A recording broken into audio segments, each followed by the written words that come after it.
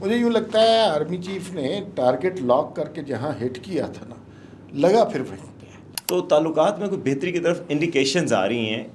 یہ جو منسٹر صاحب پاکستان آئے ہوئے نور الدین عزیزی صاحب، یہ بڑا پرو پاکستان سٹینس رکھتے ہیں۔ یہاں پر یہ بھی سنا کہ کوئی ٹارگیٹڈ آپریشن کیا جا رہا ہے، ویسے ٹارگیٹڈ آپریشن سنا ہے کہ پہلے بھی ہو چکا ہے۔ میرے خیال میں پاکستان کے لیے بری ڈیل نہیں ہے کہ پاکستان کے اندر فساد ختم ہو اور پاکستان کے اندر کارروائیاں ان کی بند ہو جائیں، لیکن اس کے لیے وہ کہہ رہے ہیں کہ اپروول چاہیے ہوگی۔ اگر گفتگو کا آغاز ہوا ہے دو ملکوں کے درمیان تو اسے ایک مثبت قدم سمجھنا چاہیے۔ بالکل، یہ صرف مریم نواز نے آج جو کام کیا بہت اچھا کام کیا، اس کی طرف لوگوں کی توجہ دلانی چاہیے، لیکن یہ مت سوچئے کہ یہ صرف حکومتوں کا کام ہے۔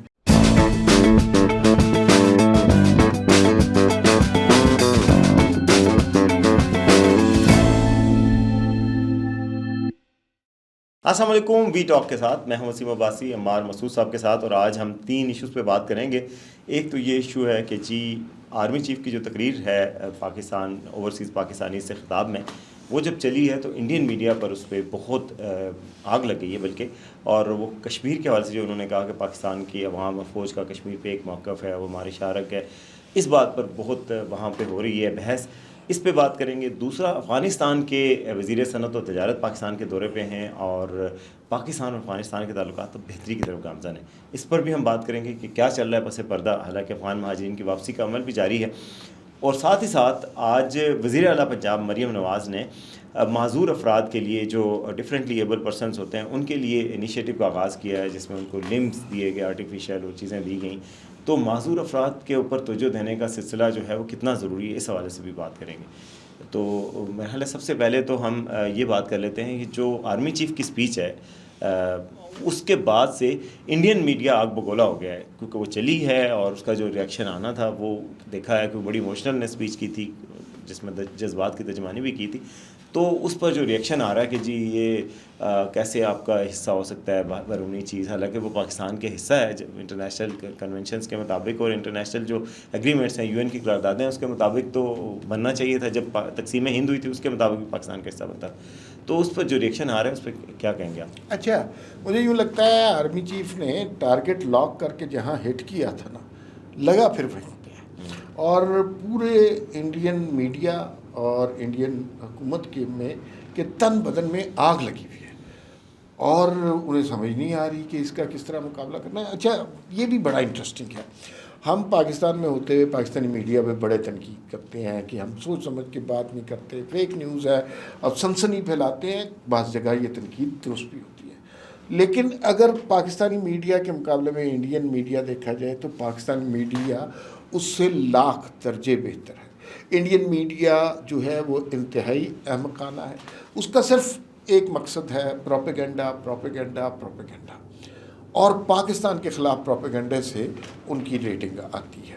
تو انہوں نے یہ چیز نکالی ہے۔ آرمی چیف نے اوورسیز پاکستانیوں کے کنونشن میں جو دبنگ خطاب کیا، اس کے بعد سے وہاں پر ایک عجیب سنسنی سی پھیلی ہوئی ہے، اور وہ لوگ بڑے گھبرائے ہوئے ہیں، خاص طور پہ کشمیر کے حوالے سے، کیونکہ کشمیر پہ ناجائز قبضہ کر کے وہ یہ سمجھتے ہیں کہ کشمیر پاکستانیوں کی یادداشت سے، سوچ سے محو ہو گیا، لیکن انہیں اس بات کا احساس نہیں ہے۔ کشمیر پاکستانیوں کو بھی یاد ہے، کشمیر پاکستانی فوج کو بھی یاد ہے، اور ہم اس کو اپنی شارک سمجھتے ہیں، مانتے ہیں، تسلیم کرتے ہیں۔ جو وہاں کا میڈیا آج بات کر رہا ہے کہ کوئی غیر ملکی چیز آپ کی کیسے شارک ہو سکتی ہے، تو بہت سارے مواقع آئے ہیں جب پاکستان فوج نے اور پاکستان کے عوام نے یہ پروو کیا ہے کہ حق پر کون ہے اور باطل کون ہے، سچ پہ کون ہے اور جھوٹ کون بول رہا ہے۔ تو اس تقریر سے بڑی آگ لگی ہوئی ہے۔ بالکل۔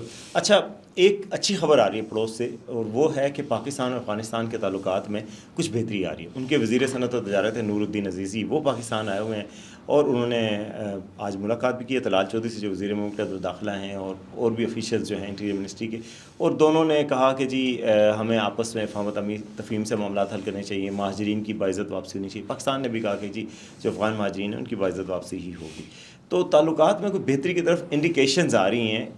یہ جو منسٹر صاحب پاکستان آئے ہوئے نور الدین عزیزی صاحب، یہ بڑا پرو پاکستان سٹیٹس رکھتے ہیں. وہاں پر بھی ان کے بارے میں مشہور ہے کہ انہوں نے پاکستان کے حوالے سے اچھی باتیں کی ہیں، اور شاید جو پاکستان کے مطالبات ہیں وہ مانے جائیں اور تعلقات بہتر ہو جائیں. تو کیسا ہے یہ آپ کے؟ اصل میں یہ دیکھیے، یہ ڈپینڈ یہ کرتا ہے کہ یہ کتنے با اختیار ہیں. جو پاکستان کے مطالبات ہیں وہ تو سب کو پتہ ہے کہ پاکستان نہیں چاہتا کہ افغانستان سے پاکستان میں دہشت گردی ہو.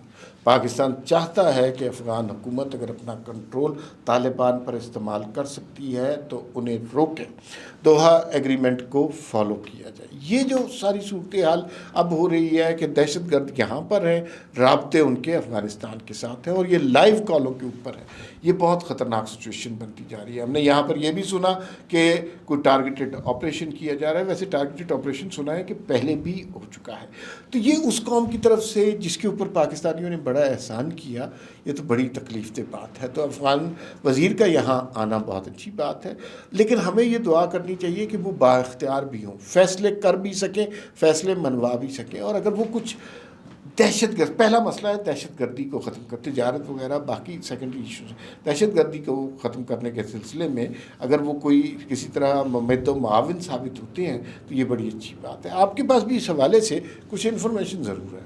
بالکل. اس حوالے سے دیکھیں، وہاں پر گفتگو ہوئی ہے، اور افغانستان کی طرف سے ابتدائی طور پہ جو ابھی ہمارے جو منسٹر ہیں، ڈپٹی پرائم منسٹر بھی ہیں، فارن منسٹر بھی ہیں، اسحاق ڈار صاحب، وہ بھی جا رہے ہیں. اگلے چند دنوں میں ان کا دورہ افغانستان ایکسپیکٹڈ ہے، کیونکہ کوئی بریک تھرو کی صورتحال پیدا ہو رہی ہے. اور اس میں افغانستان کی طرف سے یہ بھی کہا جا رہا ہے کہ ہم ٹی ٹی پی کا جو فتنۃ الخوارج پاکستان کی ریاست ان کو کہتی ہے، ان کے حوالے سے ہم یہ ہے کہ چلیں ہم ان کے خلاف آپریشن تو نہیں کر سکتے کیونکہ ہمارے ساتھ لڑے ہیں. یہ پاکستان کا تو درینہ مطالبہ کہ ان کو روکیں، وہاں سے آپریشن کریں، جو کرنا ہے کریں.